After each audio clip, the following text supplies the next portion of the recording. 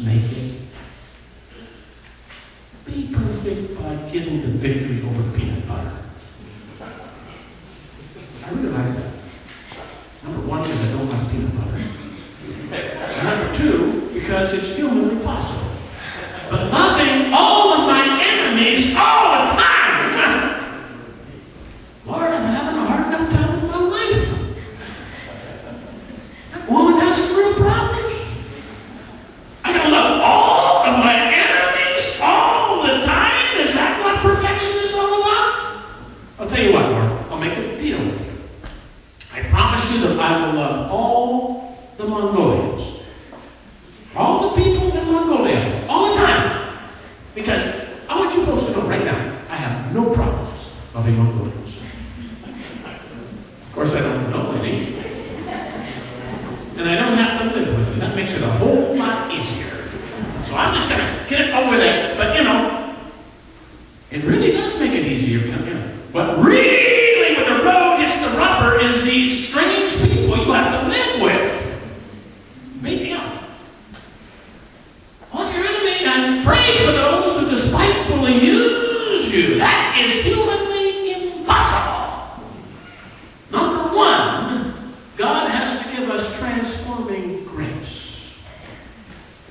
So that when Kevin, see, I see your name out there, Kevin. And I see Jenny sitting right there. If you are a normal male, you do not pick up your clothes properly. Okay? And if she is a normal female, she is able to tell you that 3 times within 1 minute. It's predictable. Okay? Jenny, your chance for perfection today. Love him anyway. Even if he's irritating. And Kevin, love her anyway. Even if she does do an excellent imitation of being an egg.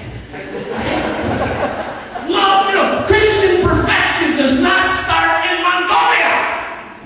It starts in your home. And it's not normal to love these kinds of people. It's not normal to love people who don't do what you ask and don't know when to shut up when they should. It's not normal. But I'm telling you right now, Christianity is not a normal religion. It's abnormal. It takes transforming grace for you to love somebody who's irritating you, whether it be your children or your husband or your wife, or God forbid, another person in the church. That takes transforming grace, because it's not normal, it's a change of heart. And it not only takes transforming grace, it takes empowering grace. And it not only takes empowering grace, it takes forgiving grace. Because you will fail. God's standard is so much higher. It's not merely getting the victory of this bad habit or that bad habit. Yes, God wants that, okay? It's being transformed. It's learning how to love as God loves. And you don't have to be a foreign missionary. You don't have to go to China or Mongolia or some other place. No. Christian perfection starts in the home. It's being loving even as God is loving. There's another text I want you to read tonight. Matthew 25, verses 31 to 46. It's the parable of the sheep and the goats. And when you read it, I want you to count the question marks. That's your assignment. School teachers are always allowed to give assignments back. Read the question marks, because in the last judgment, everybody is surprised. Well, here you got some people, and Jesus says to them, "Come, be on my right hand, you're children of the kingdom." And they look at Jesus and say, "Wait a minute." Here's the question. How come? How come you want us? We weren't perfect like those Pharisee types.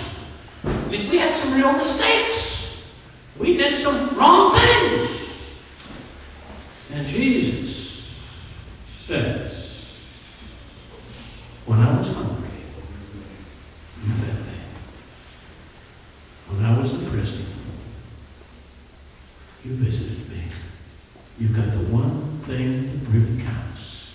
You've got my law of love in your heart. You will be happy in heaven.